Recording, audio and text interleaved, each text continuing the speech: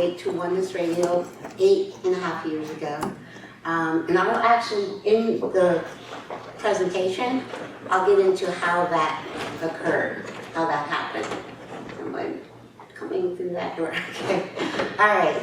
So the title of my presentation, is Life Challenges Can Inspire Us to Live Our Soul Purpose. Basically, let me see, what's here? Our greatest challenges in life are actually our greatest blessings. And I know from the human perspective, that sounds crazy. But it's well, this is Kathy. I just got started. If you want to still do your part, Kathy wanted to introduce me. Do you still want to do that? Yeah, is that okay, you guys? Yeah. Okay. It's like this all stirred here. Yeah, that's okay. Oh, is it running? Okay. Recording? It's running. It's running. It's Okay, running. good. Okay. Okay. So I have known Caroline for, I don't know, 5 years. And you are about to experience someone who really lives what she's teaching today. She, through thick and thin, through people doing ups and downs in her life, and all the business ups and downs, she is always looking at the bright side. She is always looking for the highest purpose of everything and believes that and causes that to happen. So I just want to say I'm very honored that she's my friend. And I know that you'll really benefit from her experience here today.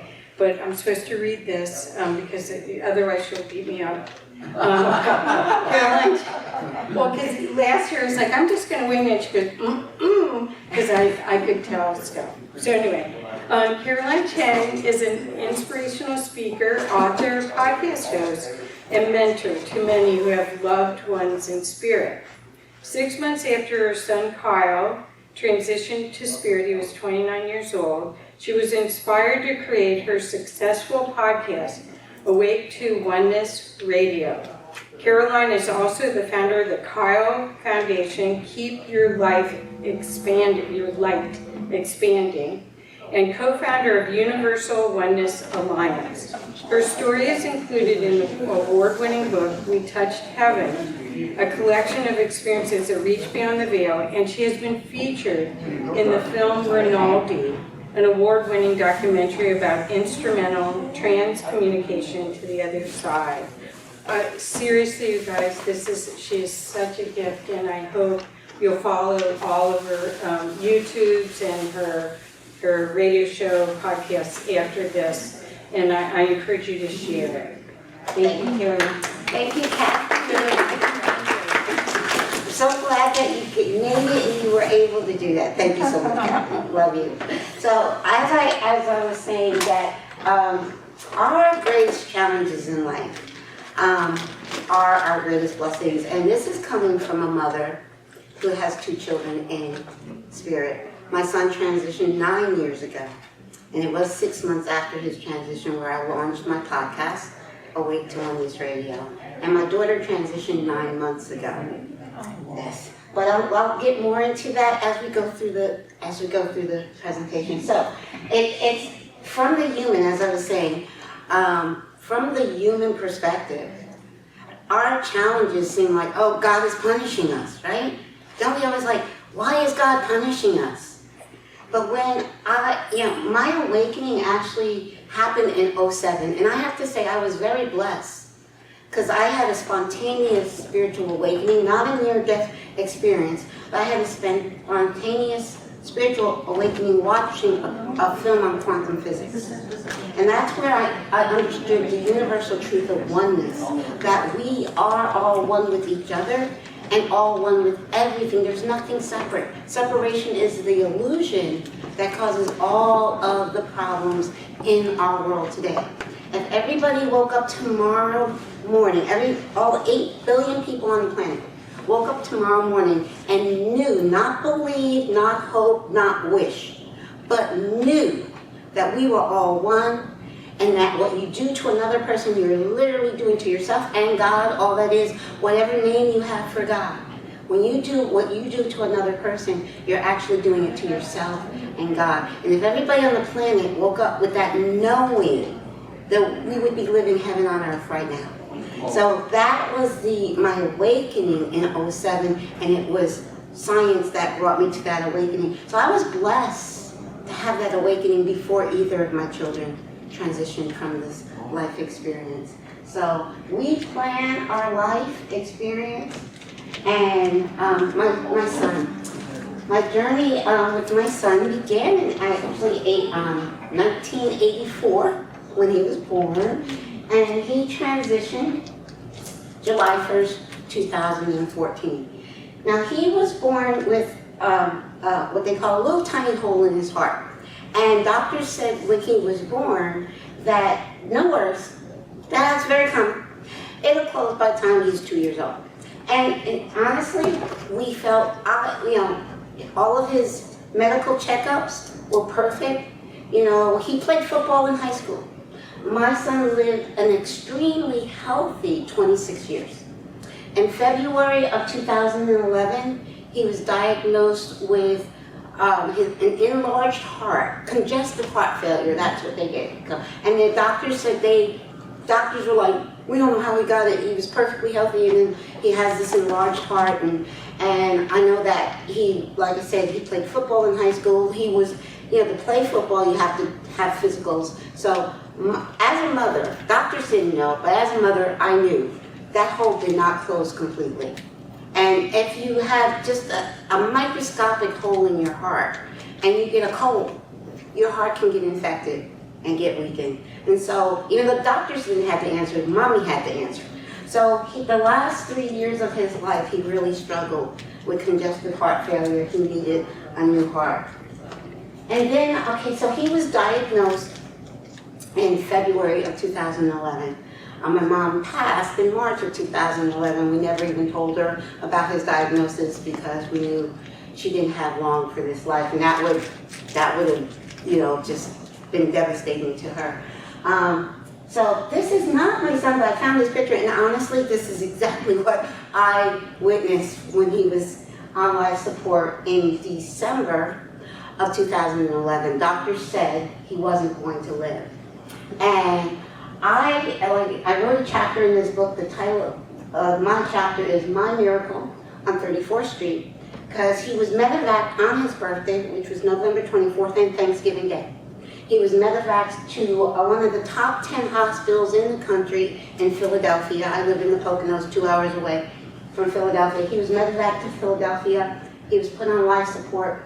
He was on life support for several weeks. And doctors said to me, they took me out of the room because they do know that the patient can hear. So they took me to a separate room and asked me, could they take my son off life support? They didn't think he was going to make it. I said no. I said, no, you're not taking him off life support, because I knew what I was going to do. I was checking out of here. I was not going to bury my son. I'd been living in the hospital. I knew the hospital. I would do my exercises by going up and down the stairs. And so I knew there was this quiet waiting room. He was in cardiac ICU. And I went up to this quiet waiting room. And I wrote a suicide note. I said, I'm not going to bury my son. He needs a heart. Give him my heart. And now this is after I was awake. I knew I was creating this. I knew that nobody was punishing me. I was creating it. But I said, nope, this is where I get off the train. I know I have to come back and do this again. I'm wide awake. I'm like, I'll have to come back, but I'm not doing this. I'm just not doing it. So I took, the strongest thing I could find was a bottle of sleeping pills, over-the-counter sleeping pills. So I took a bottle of over-the-counter sleeping pills, wrote my suicide note, and just laid down and said, okay, I'm leaving. I woke up like 2 days later in the ER. I remember in the ER, a doctor shaking me, right? And he had one of the pills, they were blue pills, and he's like, how many of these did you take? And I'm thinking to myself, this is a stupid question. So I was like, And I knew full well what I was saying. I said, 1. If you ask a stupid question, you're going to get a stupid answer. Okay, and then I was out cold again.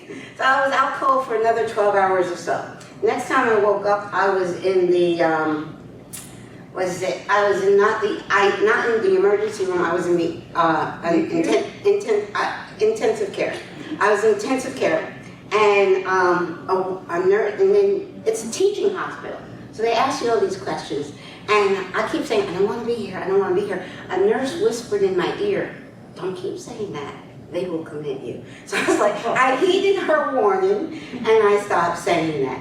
So they put me on 24-hour suicide watch for, so when I got better, they moved me to the top floor, and I was in a regular room. But they had me on 24-hour suicide watch, meaning an aide had to be with me 24 hours a day, whether it was male or female. So if I was going to the bathroom, the door had to be open. If I'm taking a shower, the door had to be open, regardless of what gender was outside that door. But they would allow, my son was still on life support because I never gave permission for them. And now when I became a patient, it went down to my daughter as next of kin, and my daughter did not give permission. So my son's still on life support. And they allowed me to visit with him for about an hour a day, supervised visit. And I remember the last time I visited with him in this condition, I whispered in his ear. I said, Kyle, please get better so we can both go home. And that night, even in this condition, he pulled out the ventilator. He pulled out the feeding tube. His vital signs were perfect.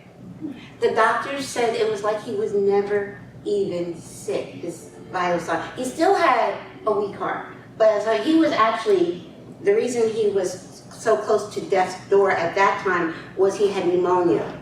And they thought his heart was too weak for him to recover from the pneumonia. So, but it was a true medical miracle. The hospital was on 34th Street in Philadelphia.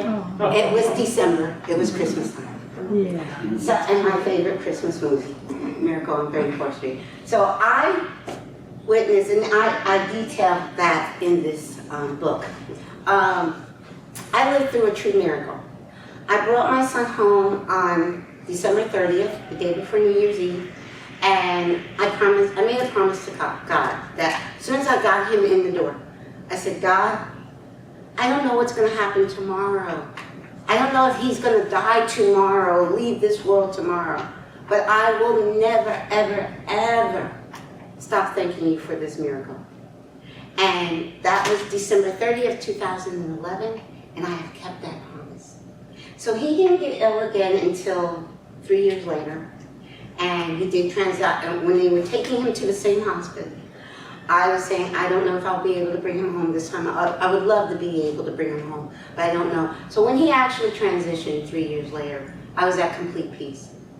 I knew it was his time. I know every soul comes into this life in perfect divine timing for that soul, and every soul leaves this life in perfect divine timing for that soul. It's not about age. It's about that soul's plan. And he stayed. He literally, because we do have windows of time that we can leave. I believe one of his transition time was in December of 2011. I believe he said, I have to stay a little longer for her, to get her ready to do what she came here to do. So I love, if you guys, it's not in the bookstore this year, but if you guys can read that book, it'd be great. It's got a lot of wonderful stories in it, not just mine. Now, I launched my podcast, Awake to Oneness Radio, 6 months after Kyle's transition. One of the guests I met, and we became good friends, is Sonia Rinaldi. She has been working, she's not a scientist, she's a researcher. And she has been working with electronic communication with our loved ones on the other side for over 30 years. And this woman is completely legit, because a lot of people like to say, oh, it's Photoshop and blah, blah, blah. She doesn't charge a dime for what she does. And like there is a documentary, and it's free on YouTube now. Rinaldi, free on YouTube. Free on YouTube, Rinaldi. and I'm actually featured in the, but she's become a great friend. Kyle has come to her in images. Now this is a Zoom image. And I was about to go on a Zoom meeting with her, and she's always ready, she's always taping and always looking frame by frame at the tape because she's always finding stuff. This is just a few minutes before I go on Zoom with her. You can clearly see Kyle right here in the midst, right there. And I have so many. Actually, if you go to, yes. If you go to my YouTube channel, Awake to Oneness Radio, just type in Kyle. Go to my YouTube channel, type in Kyle's name. There's a video, there's a 13-minute video of all the evidence. I have his voice from tape. I have images of him from spirit. And he has said to me, Mom, I know you know I'm still here, but I'm giving you all this physical proof to show others that our loved ones are still here. So and she's actually going to be, there's another one. Next slide is also, okay. Another thing I do is mentor parents. I know that's my mission here, is to help parents that have children in spirit. So I'm mentoring this couple in the UK, and they know that I have a relationship with Sonia. So they reach out to me, and they said, can I connect them with Sonia? Their son, Wesley, did not wake up, it was February of 2020. 13 years old, went to bed, did not wake up. They are devastated. They found me, they found my podcast, they contacted me. I've been mentoring them since 2020, but once they knew I had a relationship with Sonia, they asked me to introduce them to Sonia, and I did.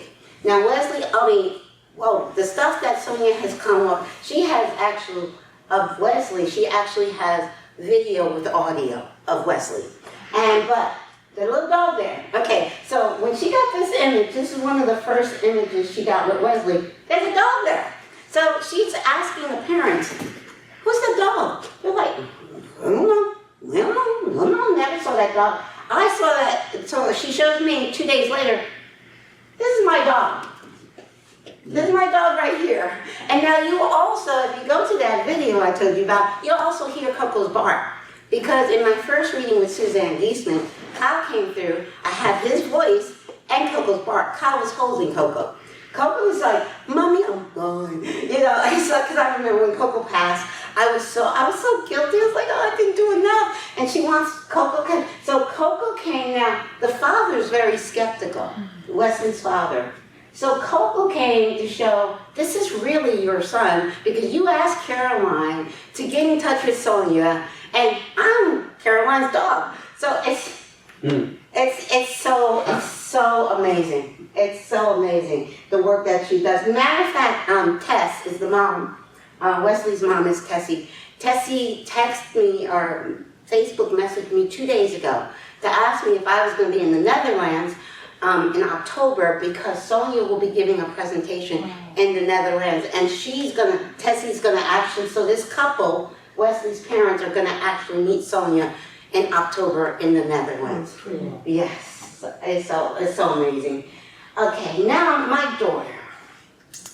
Like I said, my daughter was born in 1980. She's the older of the two children. She's 4 years older than Kyle. My daughter was diagnosed with MS when she was 23 years old. And she actually, the last 19 years of her life, she struggled. The only time she went into remission when she had my grandson in 2000. So my grandson was born in 2010, and she was in remission for several years during the pregnancy and up until the time he was 4, because when he was 4, is when his uncle and her baby brother, passed. And that really devastated her emotionally, her losing her brother. And that put the MS back into, and she actually, there wasn't any warning. She just did not wake up on December 5th, 2022, 9 months ago. And I knew, as soon as I got the word, her fiance called me and said before he could say anything, because he was just crying hysterically, I knew. And I was at peace. I was at peace because I was like, I know, Kyle was right there.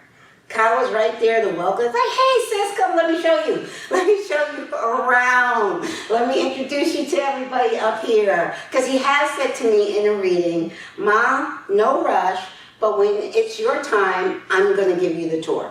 So I know, as soon as I got through, I knew when she transitioned, her brother was right there to give her the tour and show her the rope. I was at complete peace. I was at complete peace because I know my children are not gone.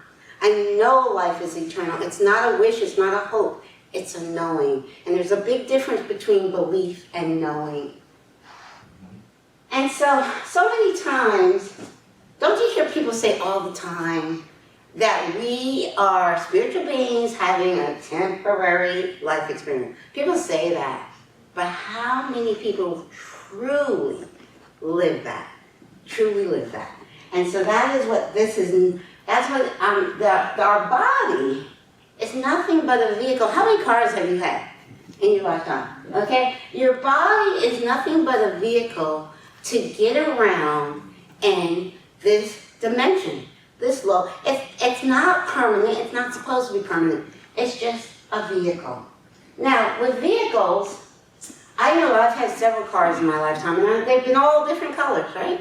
The only thing about a car, we want it to run.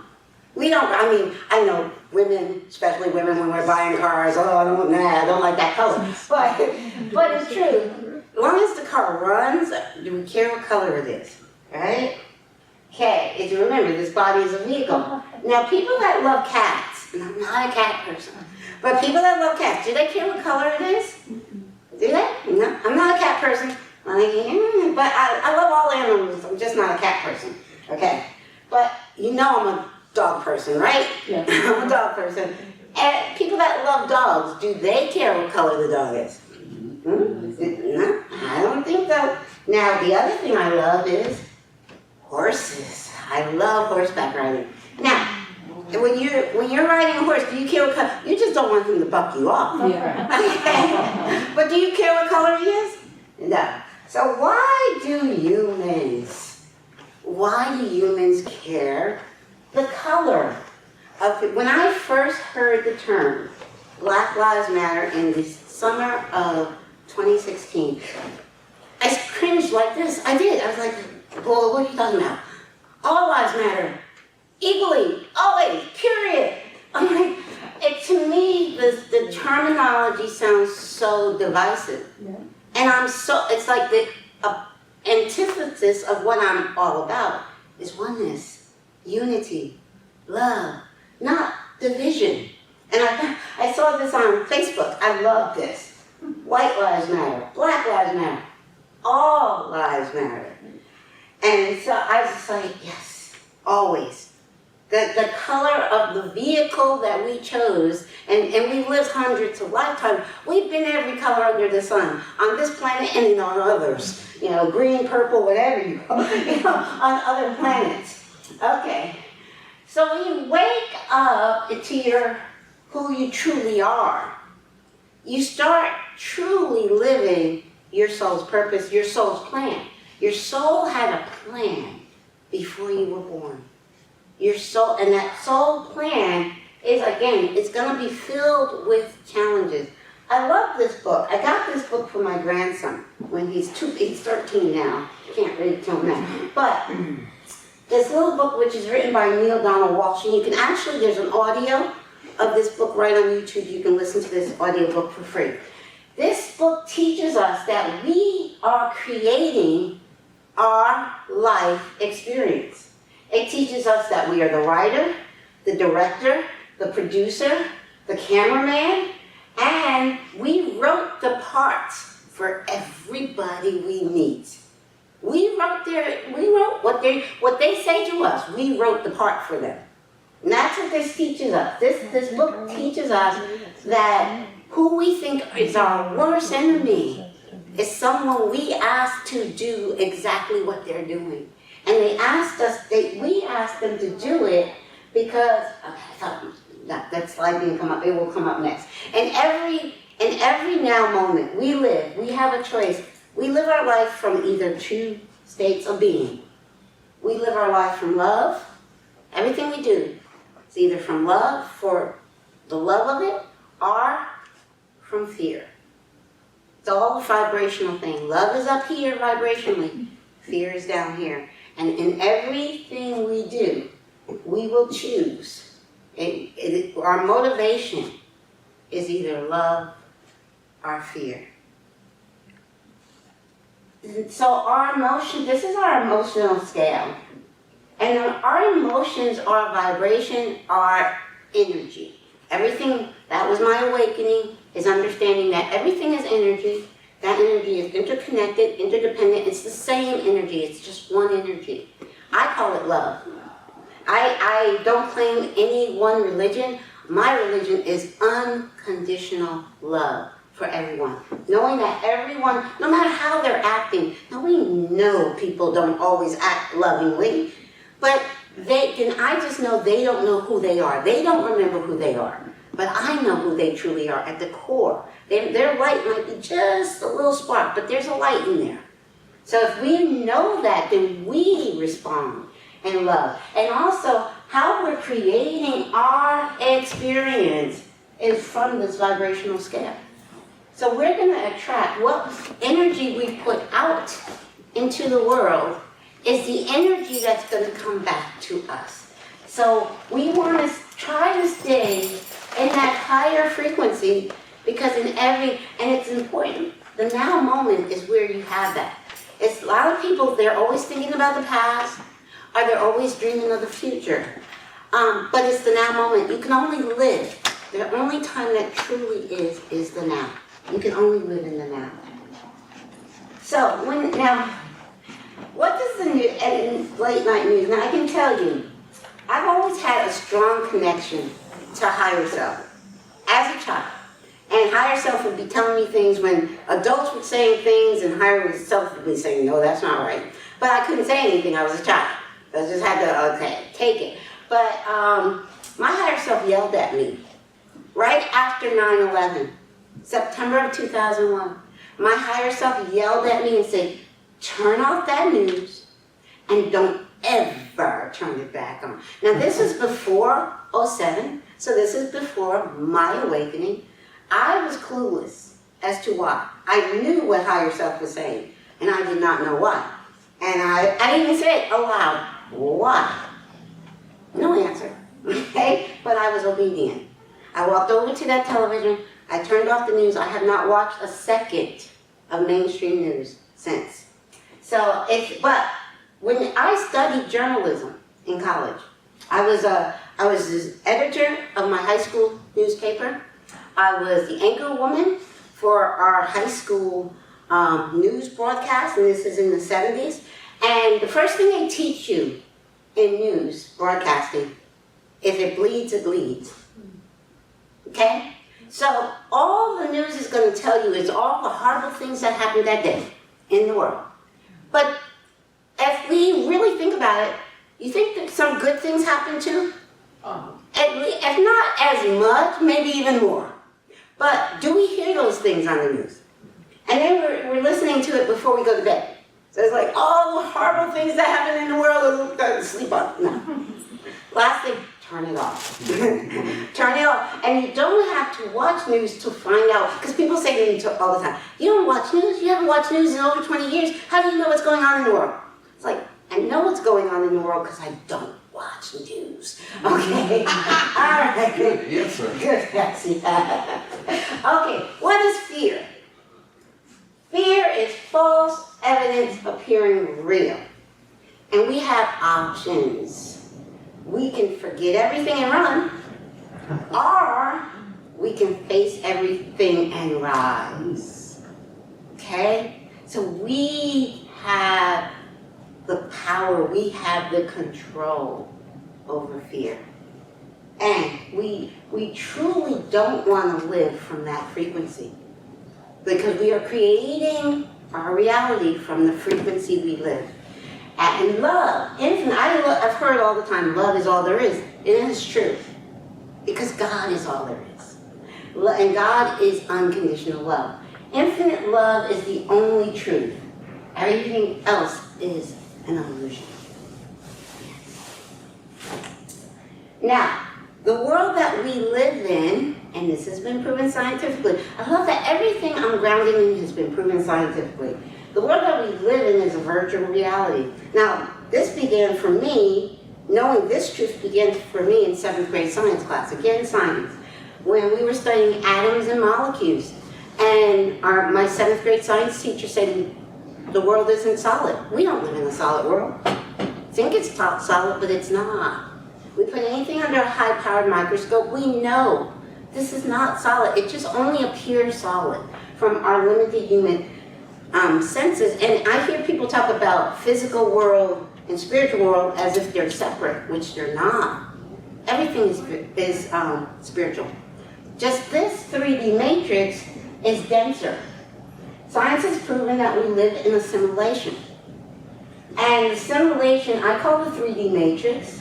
Now here's the thing, here's the important thing to understand about the 3D matrix. It's not being controlled by something outside of us.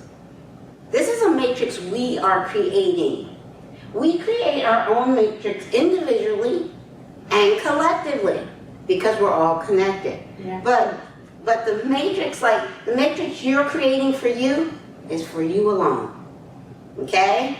But collectively, we all are creating. So the more people on earth that are in a high vibration, that high vibration is going to affect everybody on the planet.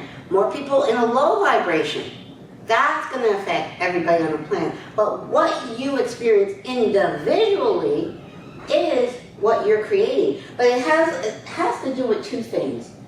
To escape the matrix, all you have to do is take off the headset.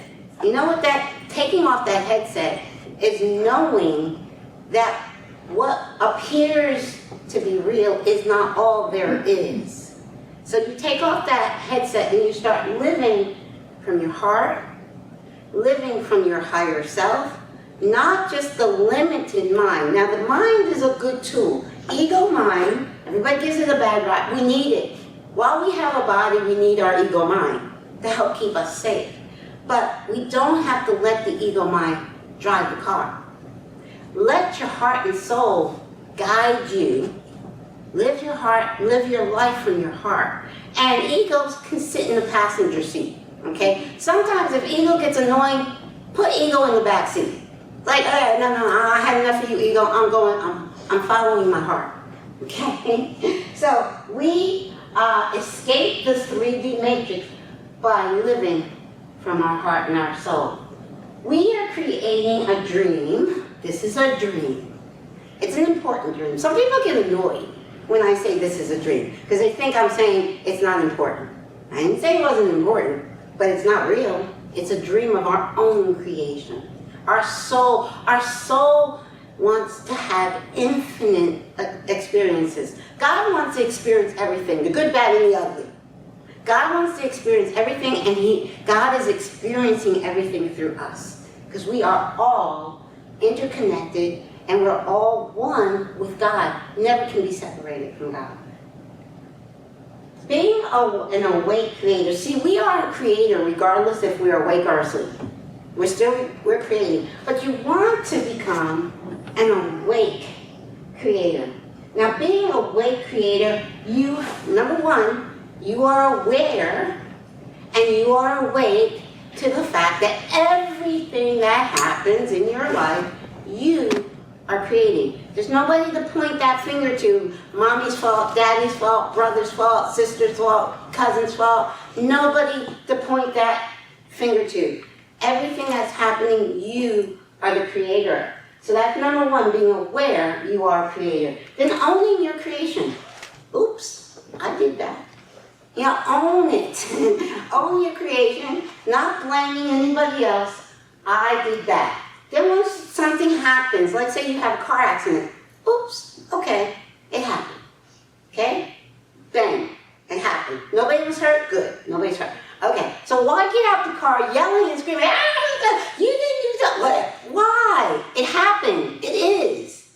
It's the isness of the situation. So when you're faced with the isness of a situation, you take a deep breath. You're like, no, I didn't want that to happen, but it happened. You take a deep breath and it's like, okay, now I want the next moment to be of a higher vibration than this accident. So you relax and you allow. That is, you're not pushing against the now. You're not pushing against the isness of the situation. So okay, this happened, okay, now what's the best move from here? And that usually takes calming down, taking a few deep breaths, and then approaching it with a calmer head. So choosing in every now moment, am I going to react in love or am I going to react in fear? Because those are the only two choices we have, love or fear. And so you choose in that moment how you're going to respond, and then you're going to look for that higher vibration. You want to rise to in every now moment. And even if somebody is coming at you with low vibration, you don't want to match their vibration. You want to keep it high. You want to stay high and try your high vibration can help raise them. Because a lot of times if someone's yelling at you and you're not responding to that, they're like, wait a second, why am I yelling? Now, I've heard many people say, destiny and free will are opposites. They're not. They go hand in hand. Your destiny is your soul plan. So that car accident, your soul planned that. It may happen next week, next month, but your soul planned that accident. So the accident is going to happen. Now, in the now moment of the accident, how you respond to that destiny moment is your free will. So destiny and free will go hand in hand. Now, humanity right now, we are living at the greatest time. We really are. Because again, another thing, I tell you, my higher self speaks to me. I don't claim to be a psychic. We all have this ability. But I've always had a very close relationship to higher self. Higher self told me again in March of 2020, humanity's great awakening has begun. We are in the midst of humanity's great awakening. And again, it is free will. Again, it is your soul's choice. And not every soul, life is eternal, not every soul has chosen to awaken up in this lifetime, and that's okay. There's no judgment. Because when you're truly awake to the universal truth of oneness, you know there's no judgment. There's no judgment, there's only unconditional love, there's unconditional forgiveness. Because you know that soul is on their journey for their highest good, for that soul's highest good. You got to allow them to do, you share in love and light, and then keep it moving. But we all are, humanity as a collective is awakening right now. And it might seem, the world might seem very crazy. And there are people in the world that have a different plan for humanity. It's like, and it's called the Great Reset. If you don't know about the Great Reset, please Google it. Because have you not heard of the World Economic Forum? Oh, yeah. They put out a promo 2-3 years ago, said by 2030, by 2030 you will own nothing and like it. Okay, so if you don't own anything, who's owning everything? They are. Okay, they have a different future plan for us, and it's called the Great Reset. Okay, but we, as each individually and collectively, have a greater future ahead. I was talking about the 3D matrix. The 5D new earth is here. It's here. I've been living in 5D new earth since March of 2020. Kathy can tell you. Okay? And because it's not a place, it's a frequency. It's a vibration. It's an unconditional love frequency. To get into 5D new earth, all you need to know is that we're all one. And it's all love. Because everybody in 5D New Earth will be living at that frequency of love. It will be heaven on earth. And it's here. It's here for anyone who wants to raise their frequency to that level. So, yes, we are living at a great, great time. And it's okay for those who choose not to. There's no judgment. Because life is what? Eternal. It's like, if you decide, hey, I wanna go to that scary movie. Like say if you're going to the movies and somebody wants to go to a scary movie, I'm like, nah, I want to go to this movie of rainbows, okay? You want to go to that movie? Okay, have at it. I'm going over here. And there's no judgment. There's no judgment because life is eternal. Okay, so when the world gets crazy, for me, it's when we're in the midst of chaos. For me, some people go faster. I slow down. I stop. I'm like, okay, wait a second. I stop and I take a deep breath. Take as many deep breaths as you need to, so you're not reacting to the situation. You want to respond in love. So take as many deep breaths as you need to calm down the mind, the body, and the soul, and then not react, but respond in love. So you take it, and then when you do that, when you're responding in love, you're going to show kindness. You're going to show compassion. You're going to show patience for the other when you do that. When you respond in love, that's going to be your response to whatever the situation is. Now, all perspectives are valid. Now, doesn't mean we have to agree, because we're not going to all agree. Okay? That's just not going to happen. 8 billion people on the planet are not going to all agree. There's all these different religions, we have all these different cultures, and that is exactly the way it's supposed to be. We are all unique, each one of us. No two are the same. We are unique pieces of a puzzle, and no one can do what you came here to do. No one.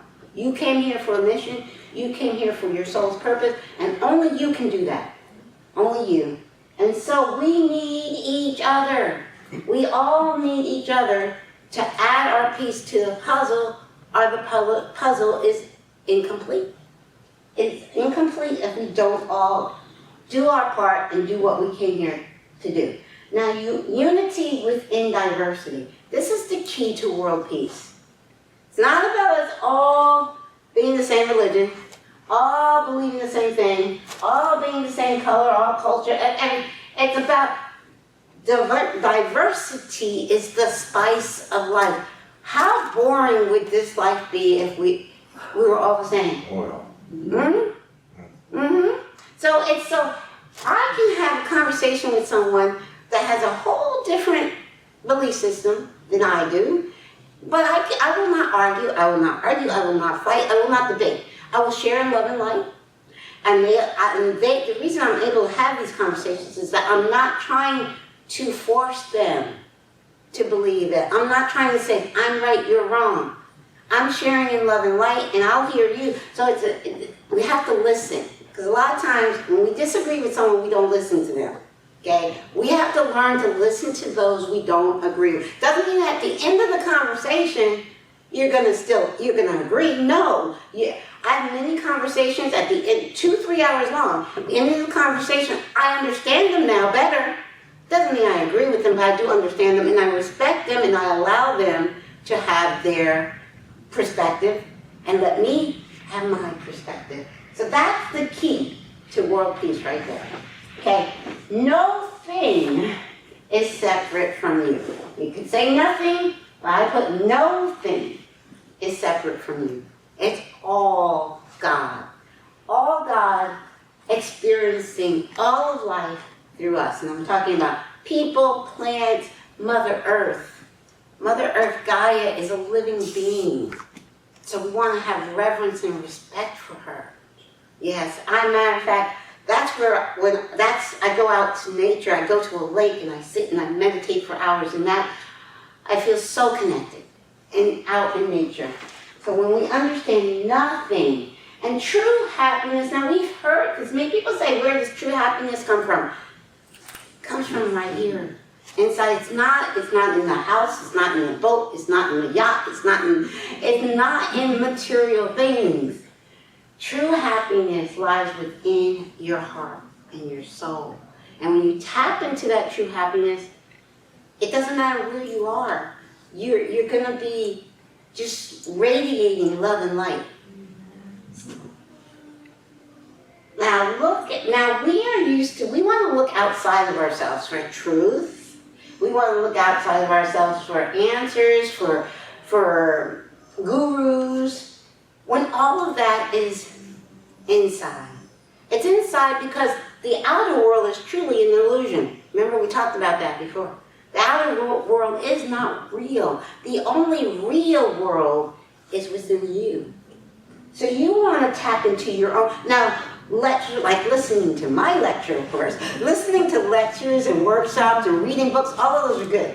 But all of those things should point you to you, because the truth lies within you. So that is we do want to read and go to workshops and learn, but the truth comes from inside of us. Same thing with the Savior. Now I know Christians, I love them all. We're looking for Jesus to come out of the sky and just save us all. That goes against the prime directive. What is it? Star Trek, true. This is true. That prime, and the best analogy for this, if you have a toddler that keeps messing up their room, right? Every time they mess up the room, you go in there and you tidy it up. Then you go in there and you tidy it up. And then they go back into their room, and what do? They mess it up again. If someone just comes out of the sky and saves us, what are we going to do? Okay, so Jesus comes down, he fixes the earth, he cleans everything up, and then he goes, what's going to happen? The earth is just going to get all messed up again, because we did not do it ourselves. Each one of us is we're our own guru, we're our own savior. Now, yes, we can help guide each other and all of that, but we have to do it. If we don't do it, it won't get done. So awakening to knowing who you truly are as a sovereign divine being of light. I made t-shirts. I gotta put those t-shirts on my website, because every time I wear one of those, people's like, I don't know, where can I get those t-shirts? I want to put them on my website. I have a t-shirt that says, I am a sovereign divine being of light. And when you know who you are, and you know, doesn't matter how much money I have, doesn't matter anything, I know that I am the master of what my reality, what I experience. I'm the creator of it. And when I say I am one with God, all that is. It's so I'm not saying just me. We each are sovereign divine beings of light. And when we know that, and we know that we plan the challenges for our greatest awakening, we plan challenges so we could remember who we truly are. And for me, it was science. It was science that was the key to my spiritual awakening. So I always bring that into play. So I love questions. Any questions? Yes. Any questions? I love questions. Please have questions. I'll just throw one thing that touched me. Back in 1985, the United Nations brought like 300 kids together, and we made a pledge of peace for the universe, or for the world, and we signed this document. We sang songs, we shared a meal, we hugged, we were all together from all the continents. Yes. We did that here in D.C. Okay. And we put all of this in a little capsule, and we were launching it up in space. For if aliens ever found us, they would see what a kind of cool group we were here in this world. And then the Challenger blew up. And that's where our capsule was. Oh, interesting. I don't know, just seeing. I remember. Just seeing your globe and unity and all that. Kind of struck me. So I remember exactly where I was from that. I was living in Virginia at the time. Yeah. My son Kyle was not even 2 years old, and I'll never forget, because I remember the teacher that was on that. So yes. Krista. Yeah. Yeah. Chris McCullough. Yes, I'll never forget that. But yes, yeah, humanity has some kinks to work at, okay, for sure. But we really are living in amazing times. When my higher self told me, March of 2020, that humanity is great, but what I was dancing through, I have a video on my YouTube channel that I created saying, it's a song just saying, no more war, no more, it's a popular song, but I made a video, and it's just that, I know that, and it's 3.5 years in, I'm like, okay, I thought it was going to happen quicker than this, okay, it's like, it's happening in perfect divine timing. Humanity awakening is happening, but it is a soul choice. We all have to choose, because both worlds are going to exist. The Great Awakening is going to exist, and the Great Reset. It's multi-dimensional. Both worlds will exist, but which world will you be on? So, and it's all through vibration. And it's all basically is choosing love over fear. Yes. Yes, go ahead. I just want to comment, I really love the slide that you had where being aware you are a creator being, own what you have already created, Yes.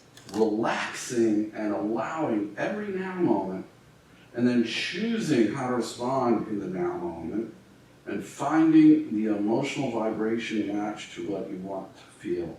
Now, what got me was the relaxing and allowing every now moment and then choosing, because that is so key. We are so conditioned to react in certain ways, it becomes automatic. Yes. You don't even think, nobody thinks, that's the problem. We Right. just snap into this form we have that says in this situation we must react in this way without even thinking about it. And that's how prejudice is, and everything else gets propagated through the years, centuries and stuff.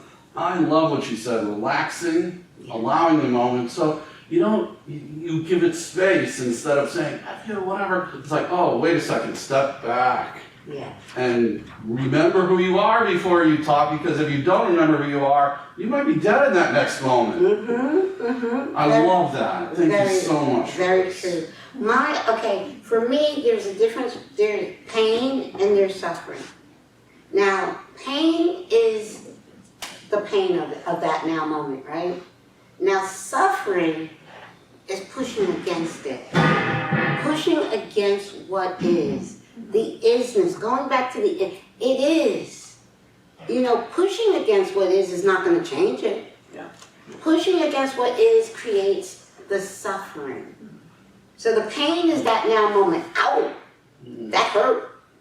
Now, am I going to pretend it didn't hurt, or just keep pushing it? Like the word, there's a phrase I'm thinking of, what you resist persists, and that's science as well. Yes. So the more you push against it, you actually Increase it, strengthen it. You strengthen it. When you allow it, it dissipates. It dissipates and it's gone. Yes. Yes, sweetie, yes. Very good, thank you. Thank you. Yeah. So, I'm familiar with the whole, you'll have nothing and you'll enjoy it. It's on their website, it's like they put this out in 2020. You will have nothing, you will own nothing, and be happy. Because we will have you in little cages. So I thought about this, and I thought about like the guys, and I don't mean to put down guys. I think it's mostly men that are doing this. So we'll say those people they have tons of money and tons of power, and I think, and I'm with you as far as we really do create our own thing, our own life, but sometimes I feel like all that influence and power and all of that, and what can little me? I'm like one person, and how. I have an answer to you. I figured you did. Because you're not little you. You are God in that form. You are, okay, like Rumi says, you are not a drop in the ocean. You are a whole entire ocean in a drop. Each one of us is all of God in a drop. They want us to think, little us, we have no power. That is what they want. Because if we believe it, it becomes true. Because we are creating our reality. So if I say, oh, little me, I can't do anything, that is the reality you are creating. When you know you are as powerful as them, I don't care if they have trillion, billion of dollars, you are as powerful. They're shaking in their boots when they see you. Because if they are afraid, they don't want us to wake up to who we truly are. Because if we wake up to who truly, they have no power. It doesn't matter how much money, they have no power because they're operating at a low frequency.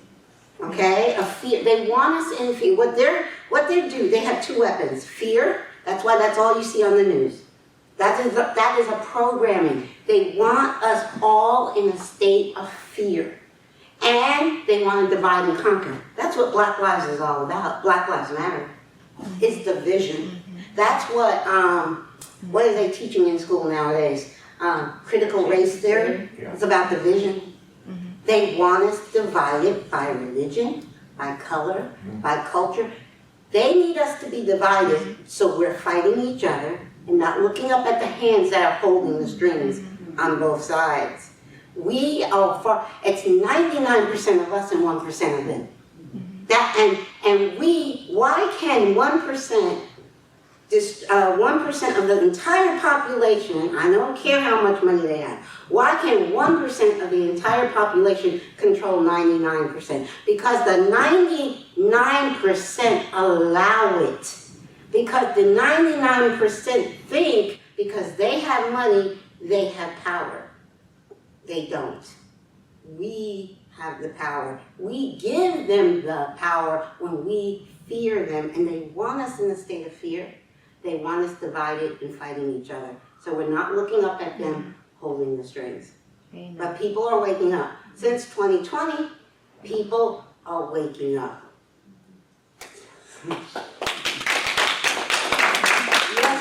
Caroline, I really appreciate your presentation. It's fantastic. Oh, yes, thank you, But too. could you tell me who are they? Okay, One, and number two, how do we get them to get with the program? So, how do you get Get them to watch How- your how- YouTube channel. Okay. Have them watch your YouTube channel. Okay, the them is the one, it is seriously Can less you than define them? 1%. Who are they? It's 1% of the most wealthiest people. It's the global elites. It's the 1% of the most wealthy. They own everything. They own the media. They Are they the own. Illuminati or the I mean, Bilderbergers? I mean, people have different names for them. That's why I just said. I just said the globalists. I call them the globalist elite. Is what I call them. I mean, people call them the cabal. People call them. There's all kinds of names for them, and they're different groups. Like there is the Illuminati, and they're part of that group. There's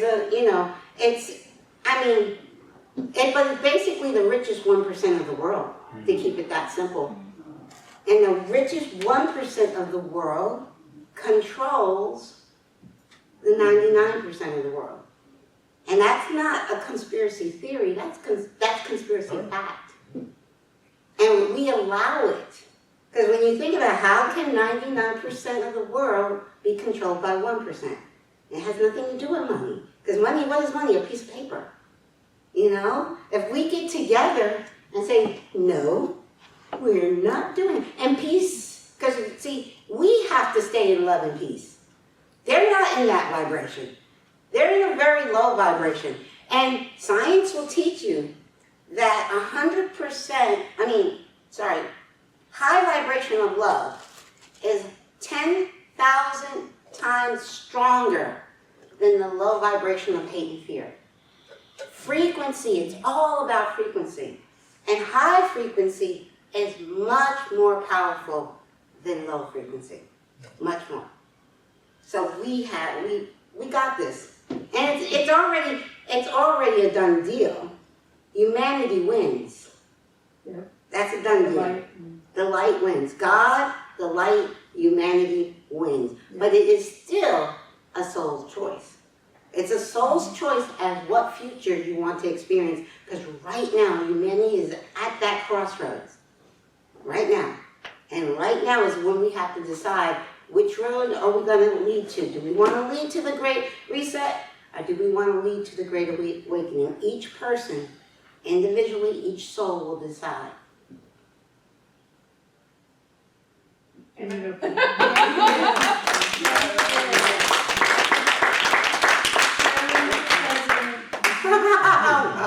kidding. Okay. Any other questions? Because I love questions. I guess the only thought I have towards what you were saying is, there was a show called Lucifer. I don't know if anybody saw it. Yeah, let's go series. And I don't want to give away the punchline, but What is it, a movie? no, it was a TV series. TV show called Oneness. Remember, I stopped watching television years ago, but that's okay. Yeah, it was on Netflix, and I know they have a whole lot Yeah. of them, but anyway. So, at the end of the day, Lucifer is redeemed. Oh, yes. Well, wait a second. By the Yes. Christ-like, well, I call it, Yeah. God is everything. What we call the devil is God. What we call evil is God. There is no separation. There is, see, what we live in is duality. What we live in is a world of duality. But in unity, what we live in is separation consciousness. Where we think there's good and bad. That's separation consciousness. Unity consciousness is knowing all there is God. There's just God. So in a 5D new earth, we're going to know there will be no evil because we will all be awake to the fact that we're all God. You understand? So, yes, and the show you just described, it's great that they end that way. Because, and even in the Bible, in Christians here, even in the Bible, where did the devil come from? God created the devil and he was a high angel, right? People, the Christians seem to forget that. You know? God created the world. God created everything, and everything is God. There is no evil. There's just, all there is frequency. It's low frequency or high frequency. That's what it's all about. I'm glad you asked that question, because I get that a lot. What about evil? What you're calling evil is God. It's just God not playing that role of the dark. And that's this whole... Well, but we know it was evil if we didn't have the good. Right, in this, well, that's what we're here to choose. In this 3D matrix, we're here to choose dark or light. And like I said, no matter what your choice is, there's no judgment. If that's what we're here, we're playing this duality game. And we as a soul choose which direction we want to go, with no judgment.